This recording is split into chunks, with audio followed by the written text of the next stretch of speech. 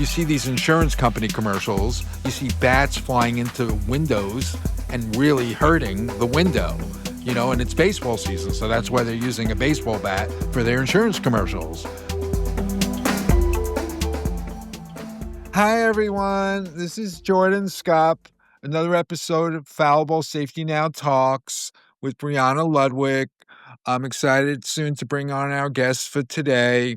If people know from listening before, we turn the tables, and our guests who discover more about foul ball safety now from recent conversations are able to then ask us questions about what their thoughts are on foul balls, or to learn more about foul balls for the general public. So we kind of turn the tables. We let the guests ask us questions. Some people who are our guests don't know much about foul ball safety or do know about baseball. They're sometimes coming on as advocates. They're sometimes pushing back. So it's a good opportunity for all of us to learn about the history of foul ball safety now through these discussions. But before I bring on our guest, I want to talk about some news that we learned just the other day in New York in Citi Field. We saw a ball go through a net, and there is a picture on Twitter, on X, that shows the ball going through the net, or at least the ball that went through the net and the big hole it left. And the person sitting in that seat posted it. So we wrote a letter to Citi Field today trying to get an explanation. Are these nets even strong enough to stop these long line drives, these hard line drives? And also today, Modesto, California, there's been some news about Modesto that I've been discussing and trying to shine a light on an issue where there was a woman who unfortunately was struck by a foul ball outside a ballpark in Modesto a couple of years back. And we learned that case was settled, where the woman did get some money from the team. She was standing outside the ballpark waiting to go in, and the ball left the ballpark over the sides and unfortunately struck her in the head. And the law firm found me a few months ago and asked me some questions. They were preparing for their trial, but it turned out the case was settled. But unfortunately, these situations where there are settlements, it takes away the opportunity for us to learn what the conversations were like. Why was there a settlement? Sometimes the parties who make settlements that not allowed to open up about some of the details. We hope at some point in time we can meet that woman. Unfortunately, she was struck in the head and apparently can't work anymore. But that was not made public. We found out about it through the law firm. And also in Modesto, I sent over a photographer to take some pictures within the ballpark, because we learned that inside the ballpark, there hasn't been any extended netting for 2025. And the organization that owns this particular team upgraded netting for 2025 at most, or if not all, of their other ballparks. So we don't want to give people the illusion that even with netting improvements and upgrades that people are safe, because clearly there are gaps everywhere inside ballparks. And as I shared with you guys, outside the ballpark, there's probably 169 ballparks in America that I know are professional ballparks where balls can leave the field, similar to what happened in Modesto. So Modesto is on my mind this week, and we're going to learn more about that situation as we go forward, when we try to find the victim of the person who was hurt by the foul ball, and also try to get some photos that we can compare, that other ballparks have upgraded and they clearly had not, and demonstrate that why is the Modesto ballpark not upgrading, and all of the other holdings. If I own 40 baseball teams like this corporation called Diamond Baseball Holdings does, why are they extending nets in all of their other holdings and not doing it in Modesto?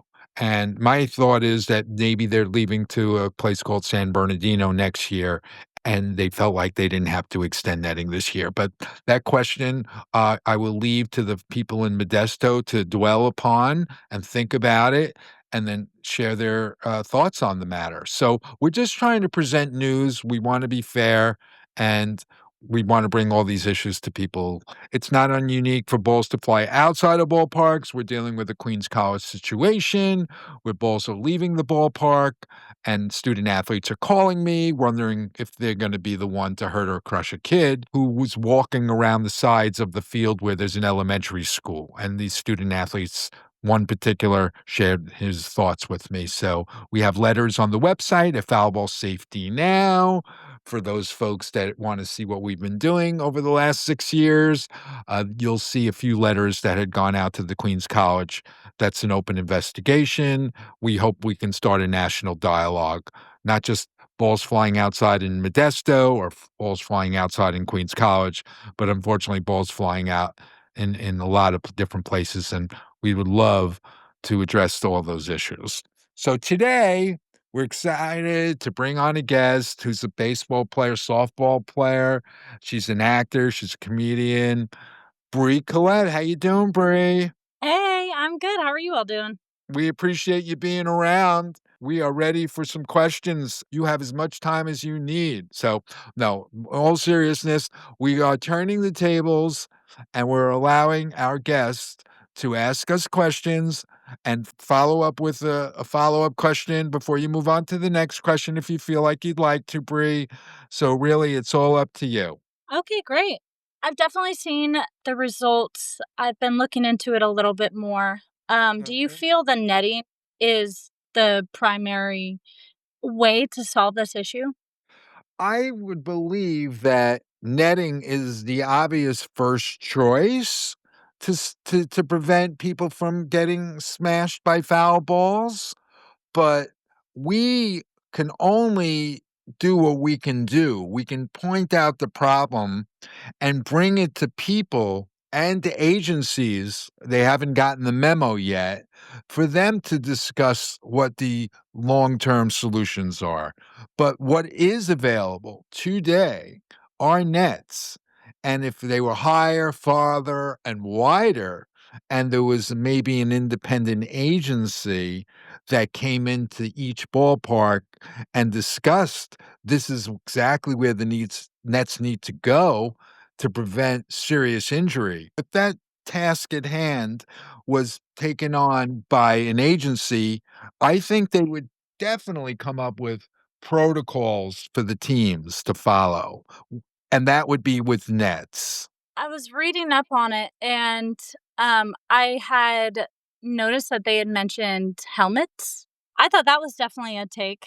My first thought was, well, if there's not nets, is there like fundraising going on, or like the people that are directly affected, if they have tried to push a way to like help the community and like surrounding areas for this issue, if, the mandate obviously isn't covering everybody. I mean, the responsibility should probably fall on the owners of the teams. That's the drum that I've been beating for 6 years now, that Major League Baseball really does know after every season just how many foul balls have been going into the seats and how fast they've been traveling. And I even have a report, we call it Exhibit A1 on the website, which the journalist I've been working with now for 6 years, Brendan, we looked at something from a publication called 538 back in 2019, and we took another look at it,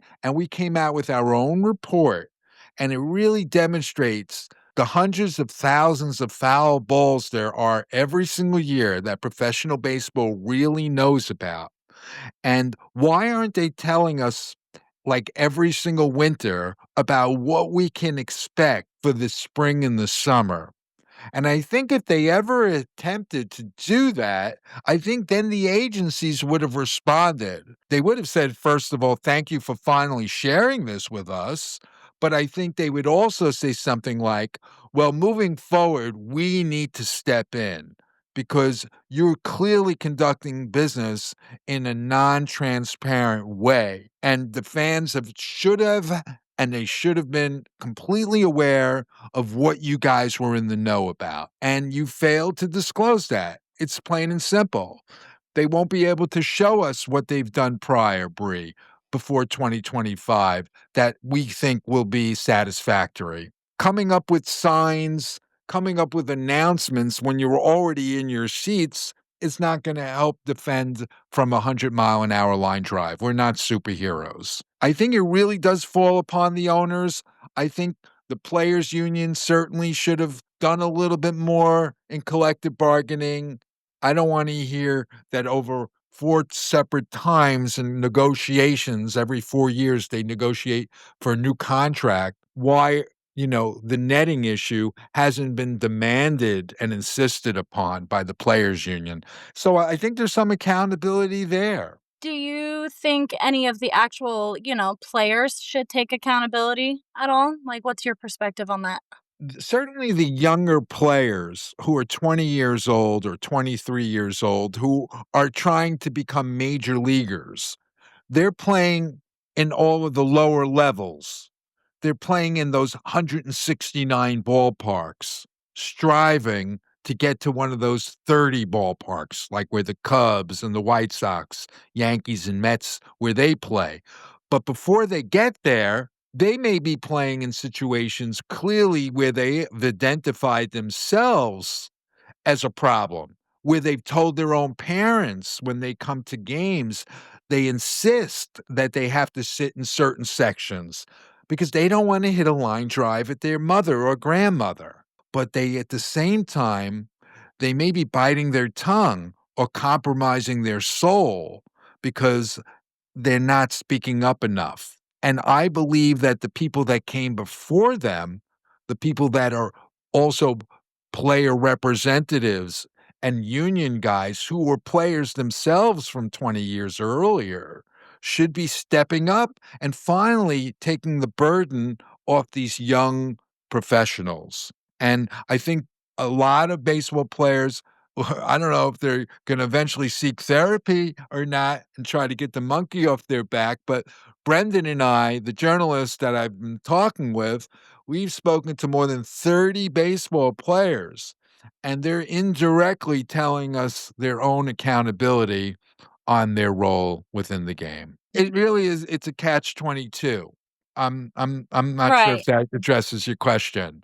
In my Sure. perspective, like playing softball, my intention was just to play the game, play the best Uh-huh. that I could do. Obviously, show off to my dad. That was my coach. And from a young age, I learned, foul balls are a part of the process, especially once you're learning and try to get to the big leagues. I think those mess ups will definitely happen. But I definitely believe, like, where is your intention? Like, are you trying to like go towards the woman in the red? Or are you trying to, like, get a home run? I think that personally, foul balls are part of the game. Mhm. And obviously, we should definitely fix some things like put up nets, maybe even get a mascot that's holding a sign saying, hey, Mhm. foul balls, watch out, or Mhm. maybe even like fundraising for helmets for Mhm. everybody. Or that would be good merch, honestly. Mhm. But Mhm. I definitely think there's a lot more to it, at least on the player side. Like, I hear that you're interviewing them and everything. I don't know. I just personally, I grew up getting hit by balls all the time. Like, that's how my Mhm. dad taught me not to be afraid. And obviously, Mhm. not a lot of people grew up like me. My personal opinion is yeah, safety is a priority, but also we can't just blame the players for doing their job and pursuing their passions. Mhm. And a lot of them, I'm sure they feel a lot of guilt if they were to hit somebody or if they were to injure somebody. It really depends on the situation for sure, for No, blame. of course. Well, I think all parties are accountable for not putting all information. Certainly, we have a lot of information and we want to put it on the table, and we feel the unknown factors will then be discovered. We challenge anyone to look at what we're staring at and then try to come up with a conversation that will lead to permanent solutions. But I think until you have that, the unknown factors will remain. And I think business as usual, even in 2025, frankly, sucks because if it's going to continue this way, I'm going to keep on getting monthly injury reports. and I don't think that's acceptable. Yeah. So, just from working with Jordan and working with this campaign, from what I've seen, I can't in good faith ever bring my kids to a game because I just know too much. But what's sad is most people aren't aware. And I honestly can't accept that it's just part of the game because people's lives have been impacted forever. And not one person is too many, but countless people have been impacted forever and it can be prevented. That's why it's unacceptable for me because it is 2025 and we have the technology to understand where it's happening and how we can prevent it. And nothing has been done. It's tough, Bree. It being in my shoes and interviewing more than 20 victims and family members and talking to more than 30 baseball players, even a couple of ESPN announcers who had a lot to say, a couple of cameramen, a lot of people we've interviewed are ready to finally open up this conversation. They it seems to be there's a monkey on everyone's back who's been within the game. So why don't we take that energy of, people opening up about this issue for the first time, and let's leave it on the table for the people that may be in a position to make an educated evaluation, and evaluate the situation. Some agency may have not gotten the memo from 55 years ago when a 14-year-old boy died in 1970 at Dodger Stadium. 45 years it took for most major league teams to finally get netting up above the dugouts, in major league ballparks. Even in Peoria, Illinois, as of last year, this time, they had no netting above the dugouts. That was Peoria, Illinois. So that was one of the professional clubs that could have done a lot better sooner. I think it's just a part of our history. I still watch the game. I just have to watch it a little bit differently these days because I'm aware of the issue. I saw a ball go through the net the other night. Juan Soto hit the ball through the net, and somebody took a picture and posted it up on X. So we wrote a letter to the Mets today and trying to get some of a response. It was just more of a foul ball safety now is inquiring, and we did. And we'll see if we get any response. So I'm just trying to have like a transparent community. I would love to say that baseball was all about integrity, but I don't think we're quite there yet. I don't think we were ever there yet because of the way business was done as usual.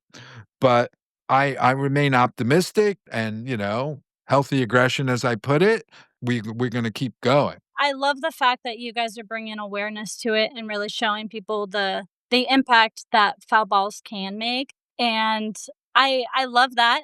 I just think we should also be making more efforts in other ways, like maybe locally, maybe even TikToks. Just spread those out and Mhm. put it more, widestream because until I started speaking to you guys about the safety of foul balls and everything, I guess in my mind, it was never even a thought that there Mhm. could be injuries and that it could impact people for their whole life. I definitely don't want to breeze past that because that's terrible. It's tragic. And just Mhm. like driving on the road, for example, I believe there's a lot of precautions of doing it. And yes, it's super dangerous doing it, but I feel as though until certain safety regimens are in place, like nationwide, I'm just trying to understand if there's other things beyond the net that can be done. I don't know. Have you ever seen SpongeBob? I actually somehow I got into that SpongeBob SquarePants Broadway show, but, it wasn't really my bag. No, I haven't Okay. consumed SpongeBob and SquarePants. Tell me more about it. It kind of reminded me of how there could be different ways to go about this. Like, you can either have like a dome, or like in The Simpsons, Okay. they had the Mhm. dome to where it was placed over the city. That's just like, a way of me trying to like compare the two. I'm a little Of autistic, course. so I kind of I picture things in my head. Definitely. Oh, Yeah. absolutely. Like, But not blow the baseball up, don't let it hit the street or get the nets yeah. higher so as it's about to hit the fan, there's a superhero tentacle that comes out and grabs it. I'm all about that, but we need to first discuss this, and once we do, and once we really are committed, what's realistic could be presented. What's unrealistic is you and I could bring up action figures left and right and tentacles and and SpongeBob stuff. I'm all about, that, but until we have, an honest discussion, until we're ready to receive this information, the legacy of baseball is stained. It's stained in a big way. And these people that have been affected along the way, it's this generational effect. I'll give you one story. My lawyer in New York introduced me to her girlfriend who was blinded at Shea Stadium in 1979, and 30 years after the fact, or 20 years after the fact, after she's blinded, she's a teenager at the time. She's a mother of an 8-year-old who's playing Little League. Mother is feeling nervous because of maybe what happened to her, and maybe the young boy felt like he was making his mother nervous, so he quit baseball to maybe make her happy.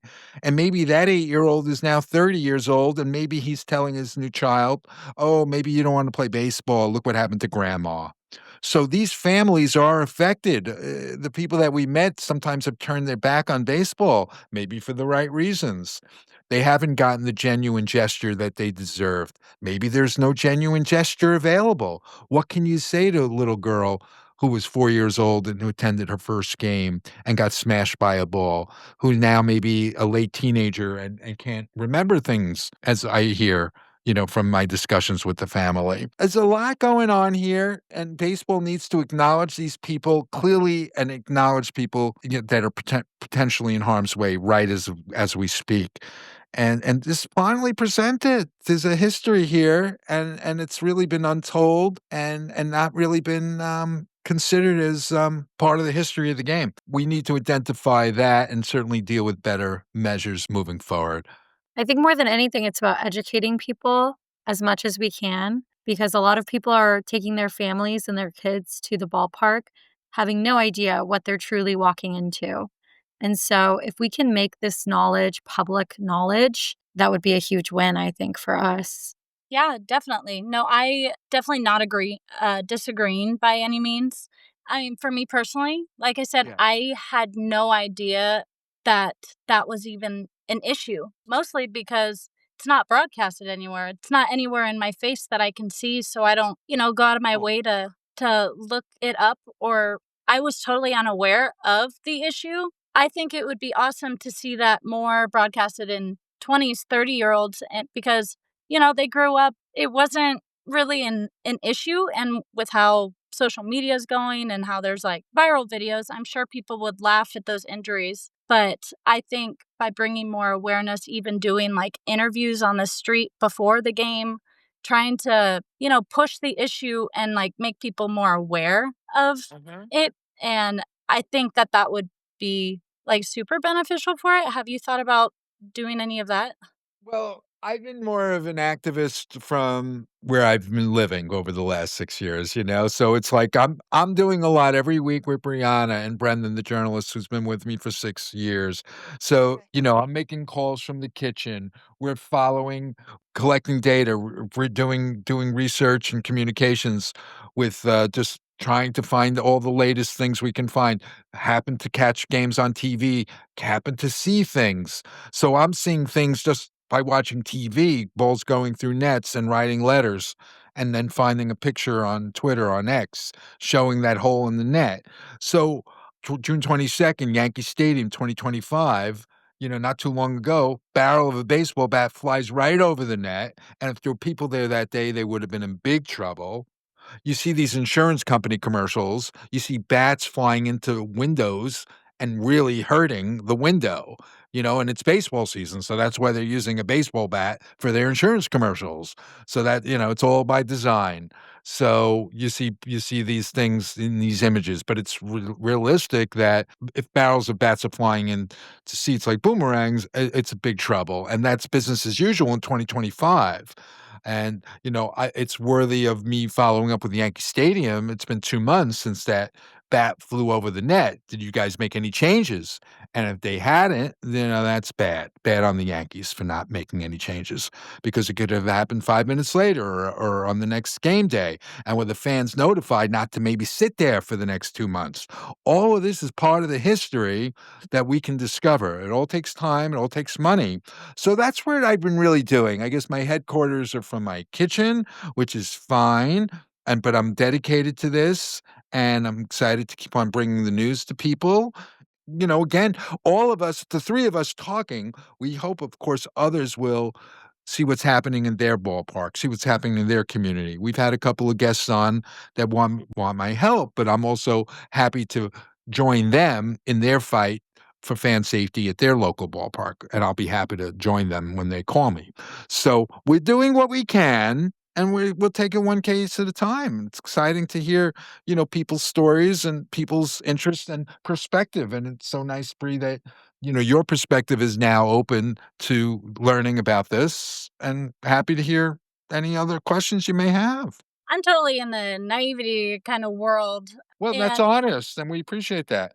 yeah, of course. I also have lost, family members from tragic accidents, none from foul balls, Right. mostly from motor vehicles and Oh, jet wow. skis. So I definitely know the severity of, not having certain precautions in place. I really believe nowadays the world is going to TikTok and YouTube, Mhm, and mhm, I think it would be a huge thing for, like millennials and Gen X and everything mhm. to come out and start making more awareness videos on platforms like, yeah, TikTok, especially. Um, Definitely. I mean, we're open to hearing any ideas that anyone has, and it's okay. It's okay that this discussion may be the way to get people in the door. It's okay to have 0 likes and 0 followers, but you're unearthing a new controversy, and you know that it's gonna get some legs once the conversation gets rolling along, whether it's on social media, whether it's through the PBS generation. I'm not sure if you are interested in those type of shows, but there's all kinds of NPR discussions and news discussions. We're fine with that too, because these people should have been on board years ago. And we certainly want to remind them that you should have been on this conversation with us. Or you should have started it 30 years before I got involved. Whatever. But we're going to bring this out there, past and present. And we welcome your contributions, Bree, moving forward, or your ideas. And we'll happily continue staying in touch. how do you feel you have impacted the awareness of foul ball safety? You guys have been putting in years of work and, dedication to showing people, the injuries that can take place because of everything. Have people directly messaged you guys about putting nets up because of, petitions or news articles like of these incidents happening? I've been at this for a while. I clearly am getting contacted by lawyers and baseball fans and people that have been affected by the game. Some players have found me as well.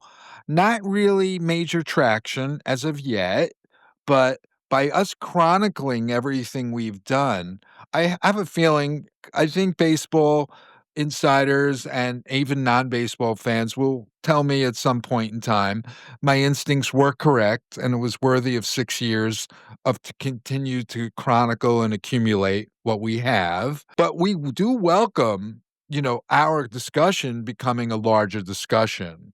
So it's not just us, guys. So the burden's not only on us, it's really on all the people that follow the game to take a look about how the game is being played or how the game definitely affects all of us. So, for example, lawyers who learn about this in law school and hear about this thing called the baseball rule, they too, if there's a million lawyers in the United States and they're aware of what most fans are not aware of because they heard about this back in law school and they continue to watch baseball free and clear, I think that's a little hypocritical because they should be more active, like get out of the classroom and go into the courtroom because I can give them a reason to go into the courtroom.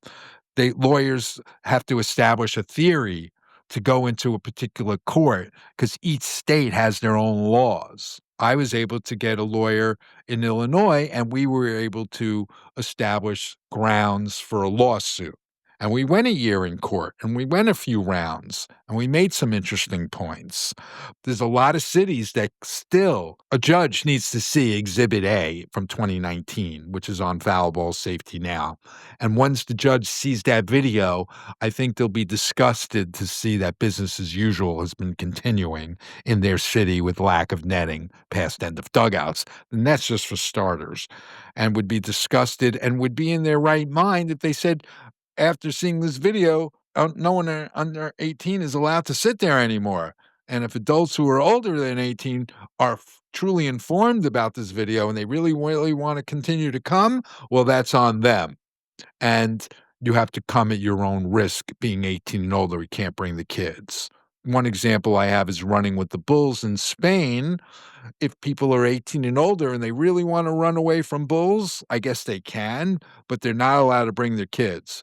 Similar to this, we're showing you on video, this ESPN production. It demonstrates clearly that no human being should be exposed to these line drives. So once that's discovered in approximately 40 cities in 2025, I think any judge would, in their right mind, to say no more kids, and that would be acceptable in my mind.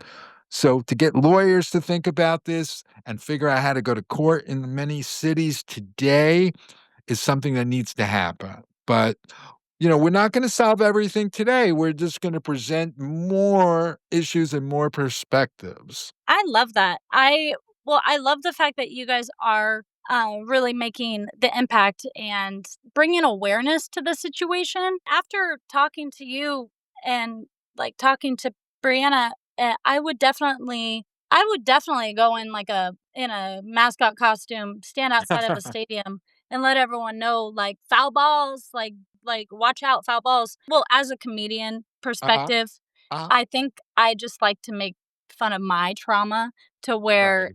it just makes it a little lighter, especially like the healing process. I can't say, it'll heal like the people that have lost their loved ones. I just feel as though maybe with people that don't have the longest attention span, I believe something more in their face, like I would totally volunteer to be in that costume out front and let everybody know because I mean, knowing that there is this issue and nothing's being done about it. And like Brianna said, with it being 2025 and they're still not being netting at the stadiums and everything, I just see both perspectives. Like it should be addressed. And people should also be told as they're like walking in and letting them know, bring more awareness to the danger of it. But also, accidents happen at the same time. And a lot of those accidents can be prevented with those nets. Yeah. Okay, okay. I think you're making an attempt to get involved, which I really appreciate, and we'll have time to discuss anything that can be done. But at the end of the day, the management, it really falls upon them to make it a safer environment. I can't say to you, come on into the game and be vigilant and be careful because we're not action figures. We're not superheroes. We're not able to get out of the way of these balls. So even by me putting on a mascot and getting your attention coming into the game, even the signs that, maybe in some ballparks more than others, where their signs are so visible. Be careful of the foul balls. Maybe they're even on the back of the seat. So the seat in front of you, you see it. Be careful of foul balls. I mean, that's right in your face. So you're seeing it. But really, we're really action figures. We're really superheroes. We're really not. And everyone who goes to Foul Ball Safety Now, you're going to see Exhibit A. You're going to see the 5-minute ESPN production from 2019. And you're going to realize that this should not be a thing, and it really is between 30 to 40 cities right now in professional cities, some in Illinois. And I just want people to be aware that no free ride. There's no kids walking on construction sites, let alone without a helmet. You don't drive down a road where it says landmines, and you don't continue driving down that road.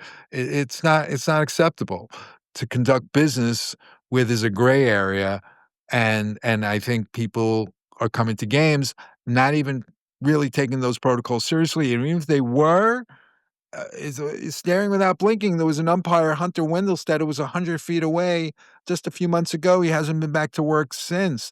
Please check out Exhibit A2 at Foul Ball Safety Now. And unfortunately, you'll see Hunter Wendelstedt, umpire. He's 90 feet away and another 10 feet behind, about 100 feet away. And he took a line drive right to the head. And what's he doing? He's staring at the pitch. He's staring at that batter hitting that ball, and he still got hit. So imagine 100 feet to either the right or the left by the dugouts, past the dugouts. I mean, come on, people. We're not getting out of the way. And again, you'll see the video. Yeah. So, Bree, how has being an athlete and having grown up playing softball shaped your perspective on safety? I believe ever since growing up, my dad taught me you got to be aware. With so much loss in our life, we take a day at a time, but he also wants to make us tougher and make us, realize the dangers of playing sports and everything. But also, he didn't want to make me, I don't want to compare it to like the injuries and everything that has happened like on this podcast, but my dad just raised me to not be afraid. In my brain, I guess I just didn't even think about the repercussions of the lack of nets. Like growing up, we didn't have nets at any of our games. Given there was like a fence wrapped around most of the audience, but I mean, we would get hit all the time. Obviously, not major league baseball, so that's a huge difference. But I guess playing sports also gave me a faster reaction time. I don't know. I was also a goalie in lacrosse, so I was just really used to getting hit. So I guess for me, I'm used to it, but not a lot of people are. And I think that growing up, I had to be tough. So even if I did get hurt, I couldn't really complain, especially to my bodybuilding father. He would just call me weak and I would move on. And obviously that's not the healthiest thing to do, but hey, we're learning, right? We're all students here, and this is exciting, and we really appreciate that. And some of the hardliners that came on with Brendan and I, some of these 30 baseball players who came on with an agenda to push back to some extent. Within 15 minutes, they're softies. We're all human beings. We're all ready to learn a little bit, and nobody wants to see little kids get hit by balls. And I think this was a really powerful discussion. Yeah, I want everyone to go to Foul Ball Safety Now and look at everything, what we've done years past to now. And we really want to thank Bree Collette and Brianna Ludwig, two Brees in one. What a day. Two breeze So in a pod. It said two breeze in a pod. there you go. I love that. All right. Well, thank you guys. Okay.